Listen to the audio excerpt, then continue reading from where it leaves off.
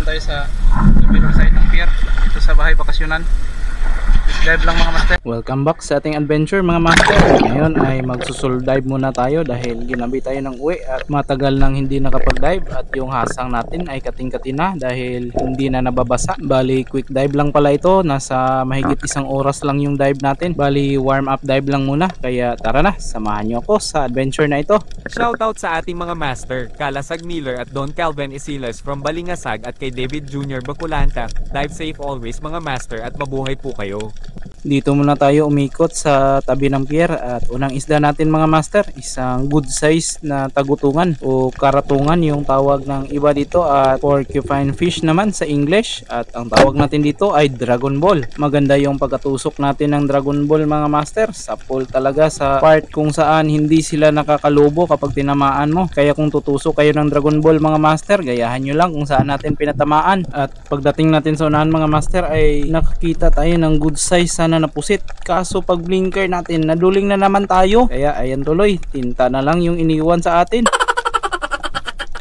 Pati yung mga needlefish ayaw din magpatusok. Mukhang walang swerte tayo sa mga needlefish at pusit ngayon mga master, dahil pagkatapos nating i-video yung mga hito na ito ay may nakita tayong napakalaking pusit sa unahan, kaso kumaripas din at hindi natin natusok. Matagal kasi nating namalayan, nasa tabi lang pala natin. Buti na lang paghabol natin mga master ay nadaanan natin itong palutang-lutang na cuttlefish o buko-buko pala ang tawag namin dito, at ito yung mga cuttlefish o bagulan na hindi gaanong lumalaki at pwede na yung size na yan mga master, kaya tinusok na natin. At kakatusok lang natin ng bagulan at kalalagay sa sisidlan ay may nadaanan naman tayong pusit dito sa ilalim natin. Buti na lang hindi siya masyadong mailap, hindi gaya ng mga pusit na nadaanan natin kanina, kaya natusok natin at ayan, may good size na pusit na rin tayo. Kung para sa atin talaga ay magpapatusok talaga ang mga isda, kagaya na lang ng needlefish na ito. Nakailang tusok tayo dito mga master at yung ibang tusok natin ay hindi na natin na video, pero palagi lang daplis yung tama niya. Pero dahil para talaga siya sa atin ay hindi talaga siya makalayo at dandahan lang yung kanyang langoy, kaya kahit pa paano ay nasundan pa rin natin ng nasundan hanggang nanghina na siya ng nanghina dahil sa kanyang mga daplis na tama. Grabe talaga yung habulan namin mga master, kung nanghina yung isda ay pati rin tayo ay nanghina rin talaga. Napakalakas din kasi ng agos, kaya din siguro hindi makalangoy ng mabilis yung needlefish at kaming dalawa talaga ang napagod sa habulan namin, pero ayos na rin dahil nahuli naman natin yung isda. At sa part na to mga master ay talagang papalutang na yung isda,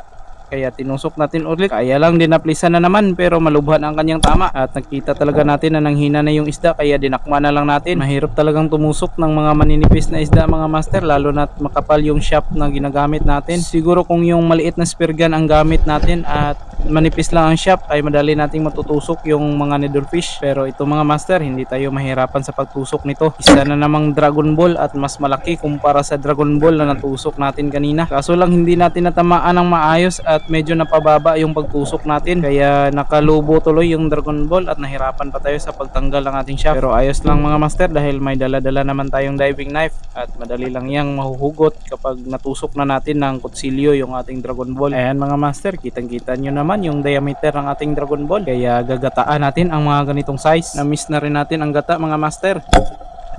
At syempre dahil dito tayo sa spot na ito ay hindi talaga mawawala sa eksena yung mga makabinhi. Always present talaga sa attendance natin ang mga isdang ito sa spot na ito. Ito lang talaga ang isda na napaka-loyal sa atin at sobrang dami talaga nila sa spot na to. Pagkatapos nating makatusok ng isa ay may isa na naman doon sa tabi at nagkukumpulan talaga sila. Kaya hindi natin tutusukin yung lahat mga master dahil mapagod talaga tayo at matatagalan tayo dyan dahil sa sobrang dami nila. At quick dive lang muna tayo, mapasarap yung pagtusok natin at hindi natin mamalayan na overwork na pala natin yung ating katawan. As you can see mga master, dito lang talaga tayo sa mababaw dumadaan, pero ayos pa rin dahil sobrang dami ng mga buko-buko dito sa tabi. Pagkatapos natin makatusok na makabinhi, paglingon natin ay saktong-sakto may buko-buko doon sa unahan natin, kaya hindi na tayo nagdalawang isip at tinusok na talaga natin. At ito na naman mga master yung batog na mabagal lumangoy, kaya mukhang hindi tayo masyadong mahirapan sa pagtusok nito. Kaya lang sa unang tusok natin mga master ay sablay na naman tayo. Buti na lang ay mabagal pa rin siyang lumangoy at pagdating sa unahan bumangga siya sa bato, kaya natusok natin sa may hasang. Kaya na nga yung sinasabi ko mga master, kung para sa iyo talaga yung isda ay para sa iyo talaga yan. Anong mangyari ay mapapasayo talaga, pero kapag hindi para sa iyo, kahit anong gawin mo pa ay hindi talaga mapapasayo. Parang yung crush mo lang din mga master. ito rin ang napaka-importanting aral na tutunan ko simula ng mag-spearfishing ako. Hindi talaga maiiwasan na may mga malalaking biyaya talaga na nakakawala mula sa ating mga kamay at natutunan kong tanggapin ang mga bagay na ito. Pero ito lang talaga ang masasabi ko mga master, kapag may malaking biyaya ang nakawala mula sa iyo, ay may mas malaki pa na ipapalit pagdating sa unahan. Kaya wag lang susuko mga master at i-enjoy lang natin ang ating ginagawa. At ayan na nga mga master, sino bang mag-aakala na madadagdagan pa yung mga bagulan natin? Siguradong matutuwa na naman si madam dito dahil may pangkalamaris na naman siya. Para sa akin mga master ay mas masarap yung ganitong size na mga bagulan dahil malambot pa ang kanilang mga laman kumpara doon sa mga malalaking mga bagulan. Kaya ayos na siguro to mga master at ahon na tayo. Bali nagsimula nga pala tayo ng mga 7 PM at ahon naman tayo ng mga 8:45. Pero kahit quick dive lang mga master ay puno na naman yung ating mahiwagang sisidlan. Sana lang ay hindi na tayo tamaan ng masamang hangin para palaging may laman yung ating mahiwagang sisidlan. At iyan na nga yung mga Dragon Balls natin at mga bagulan. May pangkalamaris na tayo at may panggata pa tayo at nadagdagan pa yung mga Dragon Ball natin mga master. Mga huli natin yan nung mga nakaraang live at maggagata na tayo mga master. Let's do this!